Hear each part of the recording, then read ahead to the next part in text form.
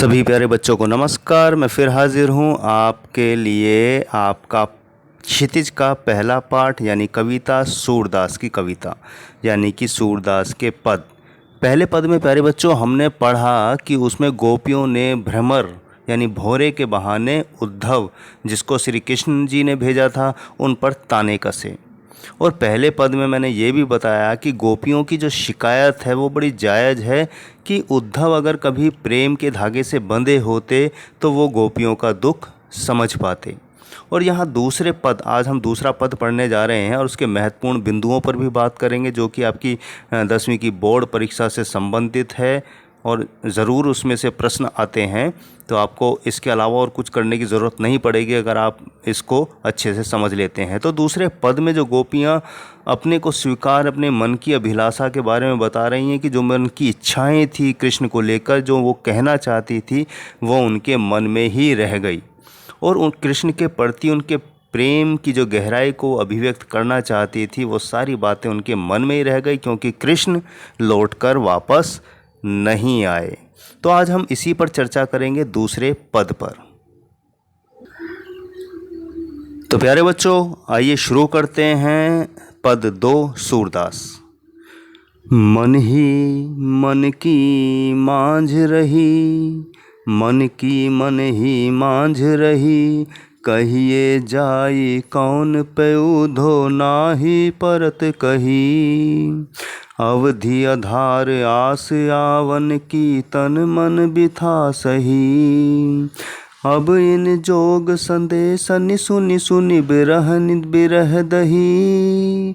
चाहती होती गुहार जितहि ते उतते धार बही। सूरदास अब धीर धरहि क्यों मर जादा न लही। तो प्यारे बच्चों दूसरे पद में गोपियाँ कह रही हैं कि मन की मन ही मांझ रही, कि मन की बात हमारी मन में ही रह गई। वो उद्धव से कहती हैं कि कृष्ण के गोकुल चले जाने के बाद उनके मन की सारी जो इच्छाएं थी वो मन के अंदर ही रह गई। वो अपनी बातें कृष्ण से कहना चाहती थी लेकिन अब वो कभी भी अपने मन की बात कृष्ण से, भगवान कृष्ण से नहीं कह पाएंगी।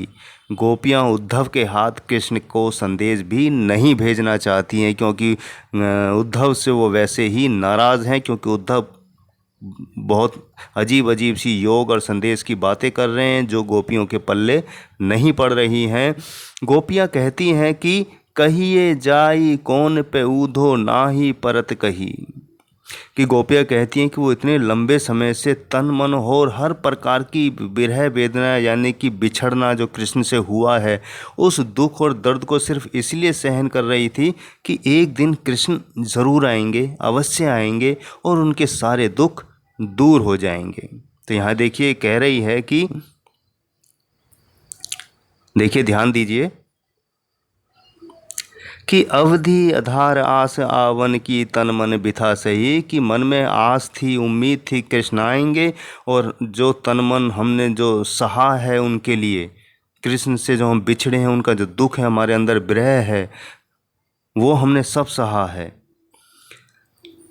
और श्री कृष्ण ने हमारे लिए, फिर गोपियाँ उद्धव से ये कह रही हैं कि श्री कृष्ण ने हमारे लिए यह योग संदेश भेजकर हमें और दुखी कर दिया है। हम विरह की अग्नि में और भी ज़्यादा जलने लगी हैं। अब इन योग संदेश सुनी सुनी बिरहनि बिरह दही, और इन योग संदेश की बातें उद्धव की सुन सुन के हमारे मन में और अग्नि ज़्यादा जलने लगी है। तो वो कहती हैं कि हे उद्धव, जब भी किसी के जीवन में दुख आता है तो वह अपने रक्षक को पुकारता है, परंतु हमारे रक्षक ही आज हमारे दुख का कारण है। तो हमारा रक्षक कौन है? गोपियों का रक्षक कौन है? भगवान कृष्ण। अब तुम ही बताओ कि हम कैसे धीरज धरें जब हमें पता है कि अब श्री कृष्ण कभी नहीं आएंगे। आज हमारी एकमात्र आशा भी टूट गई कि चाहती हुती गुहार जिते थे उतते धार बही, कि वैसे भी कि वही हमारे दुख के कारण हो गए जिनसे हमें उम्मीद थी, और जब ये पता चला है कि कृष्ण नहीं आएंगे तो हमारी वो आशा भी टूट गई। वैसे प्रेम की मर्यादा तो कहती है अब देखिए गोपियाँ कितनी अच्छी बात कह रही हैं कि सूरदास अब धीरे धरई क्यों मर जादा न लही, कि है प्रेम की मर्यादा तो यह कहती है कि प्रेम के बदले प्रेम ही दिया जाना चाहिए। तो प्यारे बच्चों, हमेशा प्रेम की एक डिमांड होती है, एक मांग होती है कि केवल इतना व्यक्ति चाहता है कि प्रेम के बदले प्रेम मिले। तो वो कह रही हैं कि कृष्ण ने तो ऐसा भी नहीं किया, भगवान ने तो हमारे साथ छल किया है, धोखा दिया है। और जब सब कुछ छोड़ छाड़ कर कृष्ण के लिए समाज को भी हमने ठोकर मार दी है, तो अब किसी प्रकार की मर्यादा नहीं रही। तो प्यारे बच्चों, उम्मीद है ये पद समझ में आया होगा। अब हम बात करते हैं महत्वपूर्ण बिंदु की, जिसको आप याद कर लीजिएगा, ताकि आपको किसी भी तरह का प्रश्न आए दूसरे पद से तो आप बहुत आसानी से कर पाएंगे। आइए इसके महत्वपूर्ण बिंदुओं को देखते हैं। देखिए, ये हमारा दूसरा पद है और इसके जो महत्वपूर्ण बिंदु हैं ये आपके स्क्रीन पर हैं।